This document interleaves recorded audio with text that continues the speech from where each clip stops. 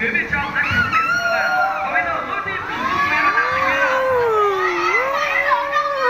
5 thành viên đầu nào, 5 thành viên đầu nào. Ok, còn lại di chuyển về vị trí đứng lùi về sau 3 bước chân. Lùi về sau 3 bước chân. Tất cả thư ký hôm nay có thể giúp quý nhá. Còn lại các team đứng lùi về sau 3 bước chân.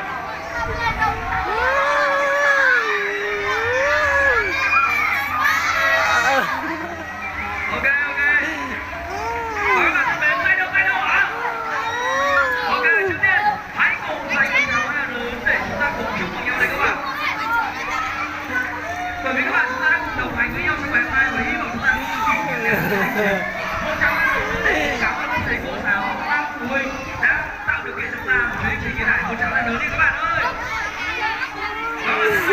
Tại cái địa điểm chúng ta tham quan, đây là địa điểm cho các bạn chúng ta được vui chơi và được hoạt động. Và